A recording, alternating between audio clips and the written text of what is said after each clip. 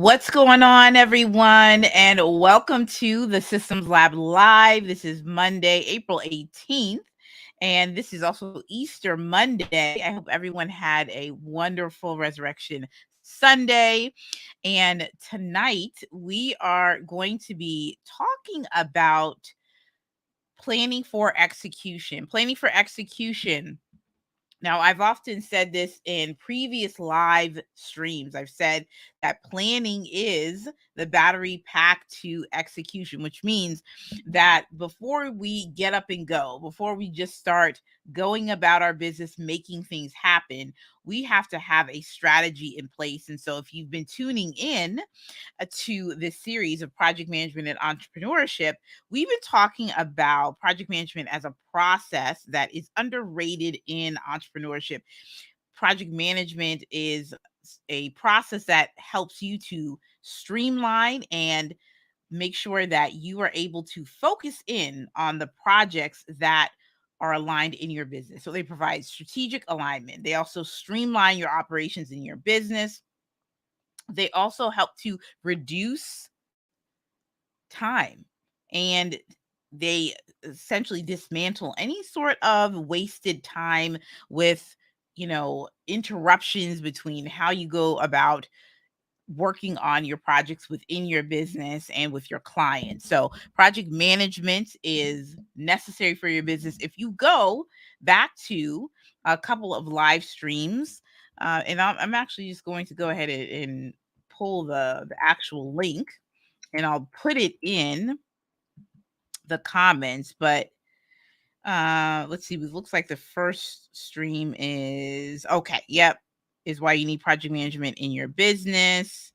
And let me get the link right here. I'm going to put this in the comments, and so you can pick that up, go back to part 1, and then go to part 2, which is developing project vision. And then tonight we are on Wednesday, we are talking about planning. So it's a whole series. You don't want to miss it. You definitely want to also text live to 626 722 5444, and that is where you can get all the updates of when I go live. So you want to make sure that you are tapping in. Make sure that you are tapping in for sure. All right. We have also some things to talk about before we get into planning and why planning is important when it comes to your latest project or initiative that you are launching in your business. We are going to go through the Google suite for the show and tell. So over the next few live shows, we'll be going through each of the Google what do you call the Google Google products. So tonight we're going to go through some tips and tricks of Google Docs for show and tell with Ask Ash. But first and foremost, you all should be dropping in the comments where you all are logging in from, where you are tuning in from. And I'm putting in the comments right now just the live stream that you should go to back, why project management is needed in your business. So you want to definitely tune into that one. Project management is needed in your business. All right. Okay. I think we got it. Awesome. Okay. Great. All right. So you have that link, and that's the link that's in the comments that you guys can click on. Okay, so we're going to get straight into it because I do want to go through this tutorial because I believe that it is very important that we go through this particular exercise. So we are going to go through Google Docs. We're just going to go through a mini tutorial where we're going to show some really cool tips and tricks. This aligns with what tools that you need to manage your projects. Let me tell you, there are tons and tons of products that are out there. Lots of different tech tools, ClickUp, Asana, Notion, Google Suite, Google Workplace. all of that, Zoom. There's so many different tools that you can be able to manage your projects. And so we're going to dive into showing you Google Docs. And I'm going to show my tab. All right. Perfect. Okay, great. You guys can see, you'll see a blank Google Doc right here. And what would you use Google Docs for in planning your projects? Well, there's a few different use cases that I definitely want to make sure that you all know to use. Number one is you can use this for creating agendas and notes. So doing agendas and meeting notes. So this is a perfect opportunity for you to set up your notes, set up action items, and distribute and be very collaborative with your Google Doc. There's a lot that you can do with it. And I'm going to make sure that we go through some of those collaborative features. Okay. We're going to make sure we go through some of those collaborative features. So I am going to first, we're going to go into this summary right here. So something that is newer within Google Docs. And when I mean newer, I mean we're really looking at features within the past year and a half that we're going to look at. And so some of you may not have seen this, but you have something called summary. And this is where you can enter in the purpose of the document or what the overall goal of the document is. And so this is a document that explains my content strategy. And fantastic, because as you share your document with other collaborators, it's good to give context. So you can give the context right then and there. Headings, anytime that you have a heading. So if you see this thing right here, this little bar, it says outline. It says headings you add to the document will appear here. So let's look at this. So I'm actually going to put the title here. And I'm going to go up here where it says normal text. So this is where you can put all the headings. And so I'm going to put the title here, and I'm going to put content creation strategy. So that's the header. And then I'm going to go to heading 2, and I'm going to put overview and purpose. And then I'm going to put, I'm actually just going to go make it really easy and then copy and paste this. And then I'm going to put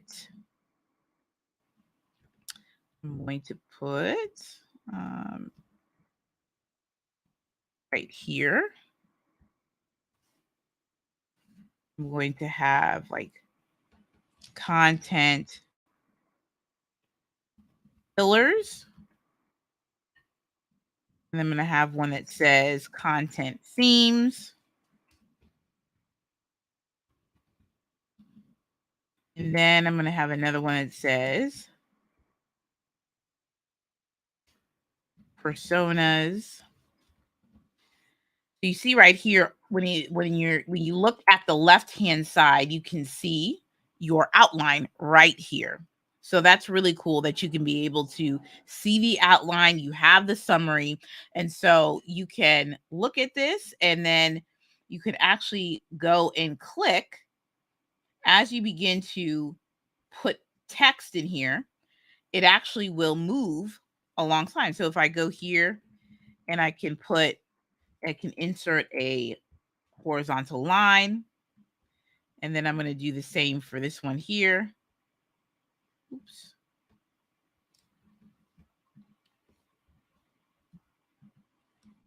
I'm going to put this right here. Insert horizontal line. And then you can create blocks. You can keep your information organized. Very organized. Okay. So if you go right up here, you see if I click content strategy, it pulls up the page right up to the top. If I go to content themes, it pulls it all the way down. So I think that is a cool trick. Let's see. I want to go right here. So if you go to this arrow, and it's right in between comments. So let's actually go here. So open comment history. So this is where you can add a comment, and this is where you can get extremely collaborative. And so this is what you want. So before we were last week, we were talking about and reviewing the Asana's 2022 Global Work Index. And so we were discussing in that report, we were discussing the importance of why organizations are adapting into a more agile environment. And when we define agile, we're defining it as flexible. Agile is a mindset.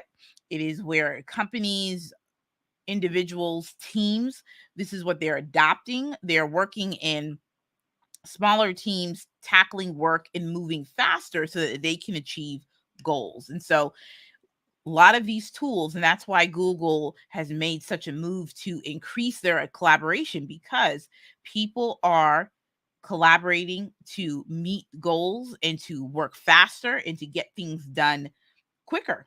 So it's about working faster and working smarter, and not doing things in what we would say is in the more traditional sense. So some of those things just include, pre pandemic times, we were walking to meetings a lot. Now we have very much lots of technology has been introduced to our lives. Some of it's overwhelming, some of it's not. Some of us still have to make adjustments to how we're communicating with the technology and with people, even when they're returning back into the office. So a lot of hybrid work environments. And so the purpose of adopting a more agile mindset, a more agile environment, is so that people can collaborate, work together, and then they also can be able to work faster and get things done in the manner in which they need to get done. And so doing that and allowing tools to help you to do that will allow everyone to be able to contribute the way that they need to according to their roles. So when you see this right here, comment or add others, you can just add a comment. Can you review this section? You have this right here, and then you can also at someone. So I'm going to at right here. And then you can assign a comment to someone. And what happens is that they will get an email, open up the document, and then they can review that section.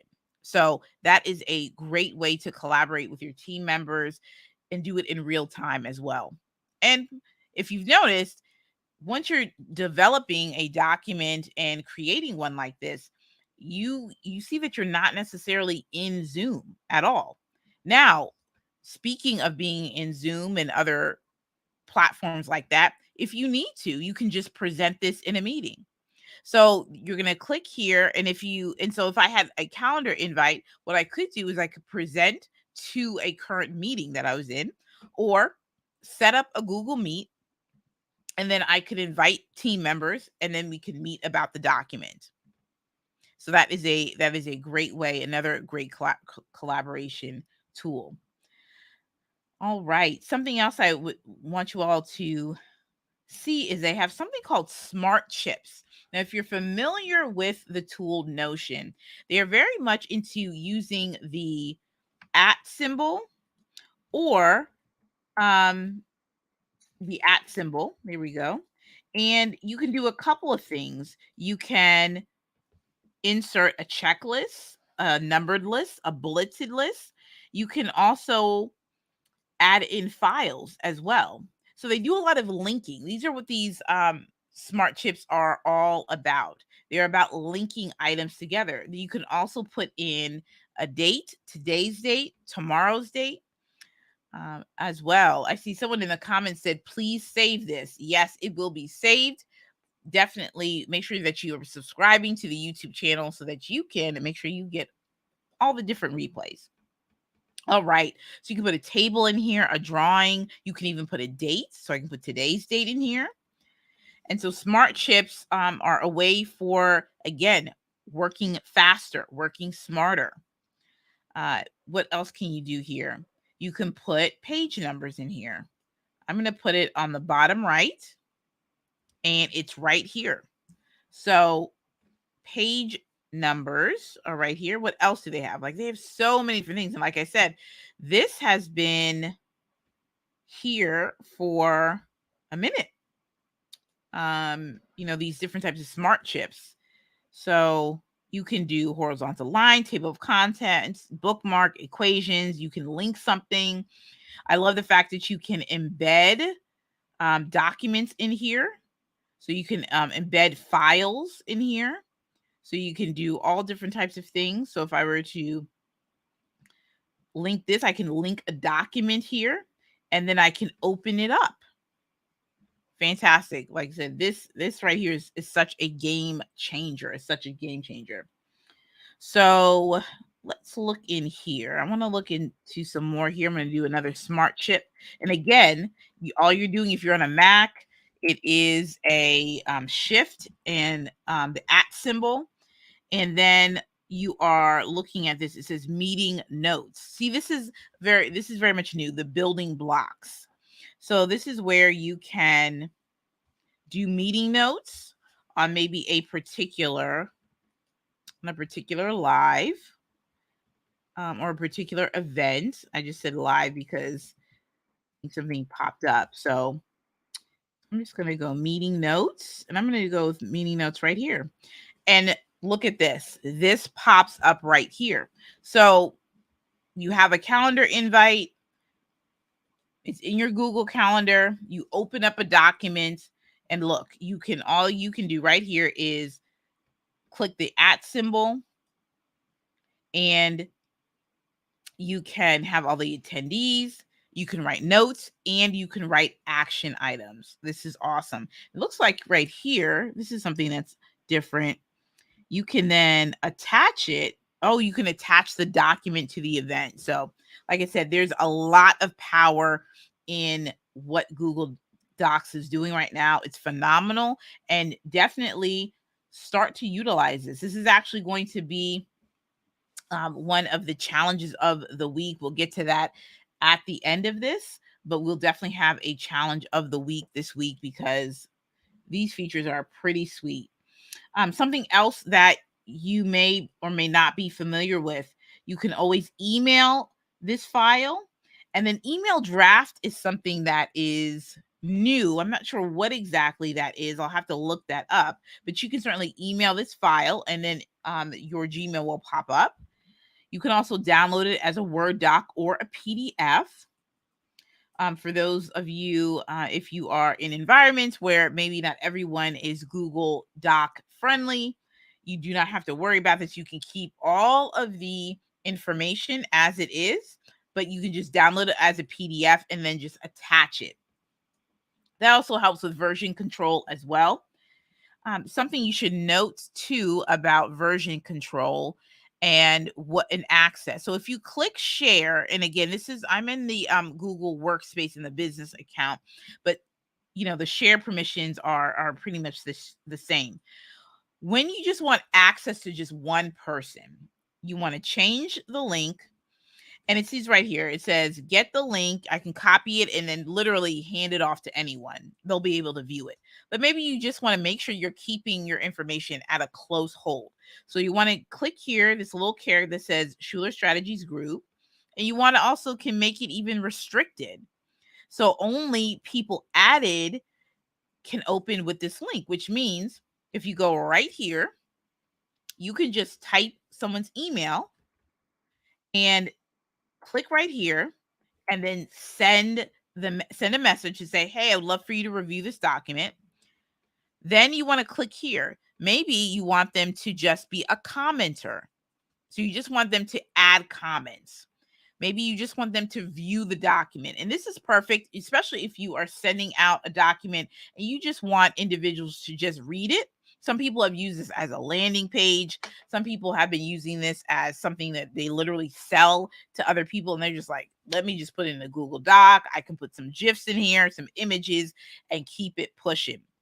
And then you also have editor. And of course, this is where you want people to actually edit the document. So make sure that you realize and decide when you're deciding who is going to get this document, decide that first, and then what are their permission levels. So you want to make sure that you are on par with that. So I think we've done right here. Anyone with a link, or if I have other team members within SSG, I can then add them as an editor, and then they would have um, the email address according to the organization, and boom, they'll be able to edit this. All right. So who's learned something new? If you've learned something new, definitely put some emojis in the chat. Some fire emojis if you have learned something new. We will continue with the tips on planning strategies, but then on Wednesday we will get into how you can actually build out a document that will help you to plan. That's going to be really, really useful for you and your team members. So that'll be great. It'll be a great extended show and tell / process and flow, and that will be fantastic. So we'll go through that. All right, I'm going to click out of this, and now we're going to bring up some notes. Collaborate with your team members. All right, so here we go. So now we're just going to have a good old chat, shall we, on planning tips, planning for execution. Okay, one of the things that often will derail us in terms of our success in executing the projects in the manner in which we've intended is planning. That's it's how well you've planned is an indicator of how successful the event is. Now, success is determined by you. So it's definitely going to be determined by metrics. It's determined by the intangibles and the tangibles. There is a lot to consider when you're talking about a particular project that you're working on. So this could be a virtual event, this could be a course, this could be an app, this could be a service that you are providing. So when you're looking at it from that perspective, and I would say to you all out there that are listening to this, pick something that you are working on right now. You can put it in the chat, or as you're getting your pen and paper out, you can just write this down and jot some notes down on this. Defining success. What does success mean to you? Now, if we're building upon last week's live, which we're developing project vision, you would develop your success criteria, your key performance indicators, your KPIs, your measurements. And that could be metrics on social media. That could be money goals. That could be client goals. It just depends on what you are selecting. So if you were to, select maybe an event, and I'll say that just because there's so many of them that are launching and going on in person and also virtual, you would want to, develop your project vision, your success criteria, why you're doing it, who's involved, the audience, and everything in between. So when you're getting to the planning stages, this is when you're getting into more of the detail, where you're doing the strategy piece of it, and you're saying, all right, self, I'm sitting down and now I'm actually workshopping this out. I'm actually getting very surgical with it, and I'm looking at it from the perspective of, how is this going to happen? Like, how is this actually going to happen? So it's not just imagining and just saying, all right, I need a graphic designer, I need an MC, I need a DJ, I need, technology, and I need a platform. Now you're getting into process. Now you're getting into the actual strategy of how this is actually going to become a reality. So you want to think through, especially when we're talking about these events that you are putting on. And this also too is very much aligned with, this next comment is very much aligned to if you have a community as well. You want to think about the onboarding piece of it. How are people getting into the event? That's what you want to think about. Now, many people will say, well, of course they're getting in, they know how to get in. They're just gonna click on a page and then they're gonna buy it, and then they'll be good to go. Well, you want to tease that out more. So you really want to create that step-by-step process. So it's not just, oh, they have a landing page and they'll click on it. It's also, well, what type of landing page are you going to have? And will you have email marketing and automations attached to that? What happens after they buy the ticket? Do they get a receipt? Do they get an email? Are they going to be put in an email sequence? Are you going to be the one that's going to write the emails? So that's when you start getting into planning, getting into the strategy. What's going to be the right approach to this? Also, too, there's many people who are also doing alternative strategies to quote unquote onboard or sell tickets. Many people are doing things like live streams. They're also doing partnerships with individuals to bring their audience and to make sure that it's getting out to the audiences that it needs to. So you want to think about that too, and that's another point that I should draw attention to. Are you marketing this to your existing audience or to a brand new audience, or is it a merge of both? So you want to be able to think about that. Again, strategy, planning. So one of the tips that I want to talk with you about, because we have 3 tips for planning. Number 1, collaborate with your team members. So this is going to be crucial. How many of us have thought of an idea? We've started planning by ourselves within our own thoughts. We've started to, speak to ourselves about the event as if we were the ideal client or the ideal market, in which for some cases it may be. But what's so great about getting other people involved is that you get to vet certain concepts and strategies and things like that, where they can actually give feedback. Does it actually make sense? I want to approach the onboarding of the attendees in this way. Here's my process. I want to, have these types of speakers for the event. Having feedback allows you to adjust your strategy, validate what you're putting out there, and it also too helps you also to align back to your project vision. So make sure that when you are planning your project, that you are looping in people into the process. Now, there may be some folks in the comments that are saying, well, Ashley, it's just me. It's just me, myself, and I.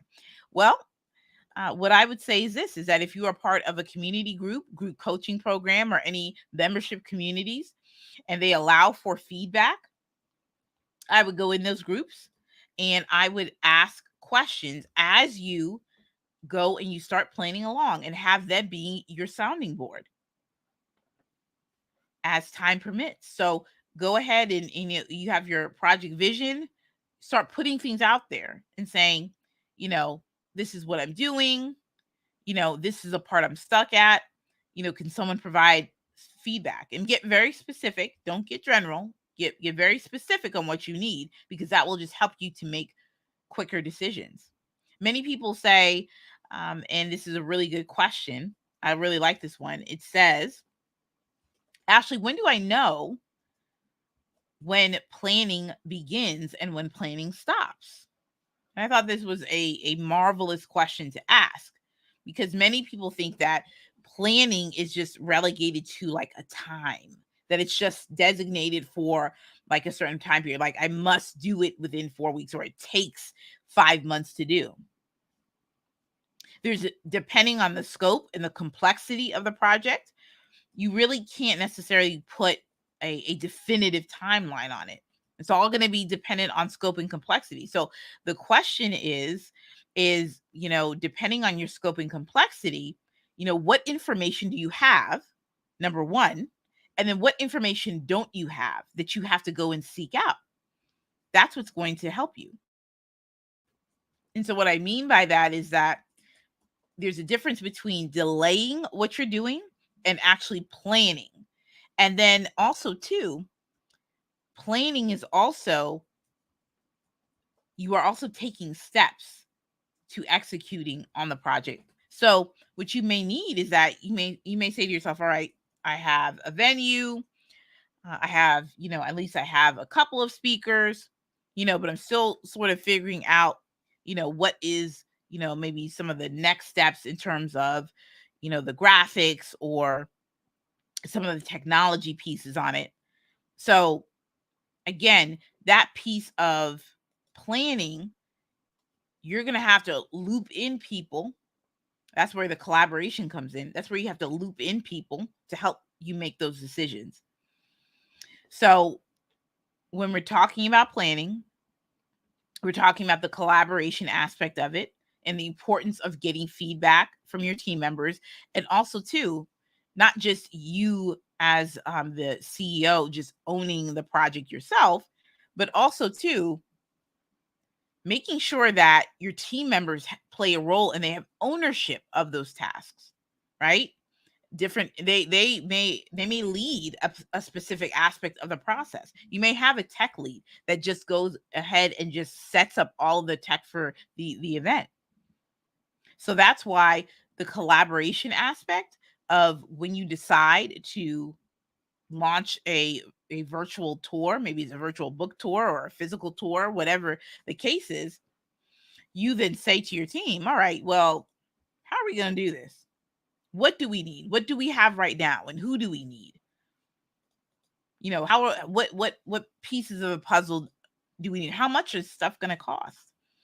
And so that's going to be a great way for you to point people, whether it's yourself or maybe it's someone that is maybe it's your budget person or tax person or a financial person. That's what I'm trying to say. Your financial point of contact, maybe it's just finding out the cost. Maybe it's like the tech person and researching options for technology and coming back and saying, here's choice A, B, and C. Here's what we said our estimated budget is. And so here's where this particular tech software, this is our best option. So you begin to mastermind together to figure all of those things out. All right, the second thing that we definitely want to highlight is deadlines and milestones. Deadlines and milestones. So what I mean by deadlines is if you have a project that's out there and you just say, I'm just going to start working on it, but then you don't have a deadline, you're just really working towards just working. It doesn't really go anywhere. In fact, you might not even be motivated to even get started or even just to finish because you don't have a deadline. See, the deadline puts the pressure on, healthy pressure where you can really start to zero in on, all right, so my deadline for my event is July 15th, 2022. So now you go and you reverse engineer it and you say, all right, well, it's April 18th. I got to start moving. And so again, this is where you start looking at the pieces of the process of your particular virtual event that you're putting together. Then you start putting in milestone dates. And so these are high level dates that are attached to tasks that are monumental within your project. So that could be a logo, that could be your landing page, that could be the kickoff date to sell the tickets. So that's going to be really important for you to know not only the deadline, but the milestone dates. Why is that important? Because you also have dependencies, which is essentially dates that are dependent on particular actions that people have to take. So if you have a live launch date to sell tickets on May 10th, which is just a couple weeks, then that means that you have a series of tasks that need to take place, which means if you don't have a graphics person or the tech setup, all of that, if you don't have those individuals in place right now, you may have to move the date for your launch to sell those tickets. So that's something to think about. setting the deadline, reverse engineering, and picking out 3 to 5 key milestone dates. And lastly, and we'll definitely talk more about this in a broader sense, well, it'll just be good to do just a great live stream on this. But we're going to talk about risk. We're going to talk about what does it mean to manage risks in your business, especially on these projects. And why is this so important? I'm going to tell you why. Because risks are where you are planning for the uh-ohs. You're planning for what could go wrong. And you are creating a solution to making sure that your virtual event runs smoothly. So what does that mean exactly? That means you're thinking of 3 to 5 risks that could happen that could impede or impact you having a successful launch. So for instance, for a virtual event, something that you can't 100% cover this, but it's the technology, right? It's the internet. You can't 100% prevent it, but what you can do is you can put in strategies that can help reduce the outcome that would be negative. So for instance, you want your speakers there maybe 30 minutes before. You also want to be logged in maybe about a good 45 minutes to an hour before go time. You want to make sure your internet is good. You want to make sure you get to, if you're not doing your virtual event from your home, maybe you're doing it at a co-working space. Some people have, went to hotels, what have you, to do these types of things. So making sure that you are in a place where you have great Wi-Fi, you're testing it out, you've gone there before the day before the event, and then you're there super early to make sure that you have everything laid out, and it is, that you feel very safe, that you're logging on to the appropriate platforms as well. So risk, you're identifying the uncertainty. You're making sure that you are coming up with the strategies to combat it. So that is risk. So all three, let's go through all three again. Collaborate with your team members. We're going through all three of the strategies for planning tips for execution. Collaboration with your team members is number one. The importance of making sure your team members are involved in the process. Number two, deadlines and milestones. Setting realistic deadlines, which is important. And when we mean realistic, we mean you have thought about why it's the state, and then also what you need when you are reverse engineering and you're putting in your milestone dates. And then three, identifying risk, assessing it, and then creating the strategy. And those are the three. Any questions? Make sure you put that in the chat. And so now we have the challenge of the week. The challenge of the week, we are going to have you all go into Google Doc, and I want you all to go in there and spend about 30 minutes. Creating an agenda, utilize the Smart Chip feature. Remember, it's shift and the @ symbol for the Mac users. I forgot what it is in PC. Maybe the same thing. It could be the same thing. But it's the shift in the @ symbol, and use some of the Smart Chip features. Meeting notes, try that trick. That was a really cool trick that you can do. You can @ the inside of the document and then pull up the meeting notes and then click the date and then attach it to the actual calendar invite. Super cool. So do that. And we'll be back on Wednesday, 9 p.m. And we're going to talk about how to develop an actual project plan, answer some more questions about planning, and this will be awesome. So thank you guys for joining tonight's live stream. Make sure that you text live to 626-722-5444. so that you can join in on the fun. And I answer any questions that you have about any of the previous lives, not just this one. But if you go and happen to be on a live stream, yeah, come on through. Come on through, text the number, and that is where our Q&A discussion happens. So text live to 626-727-5444. And I look forward to talking with you all soon. So you guys have a great night.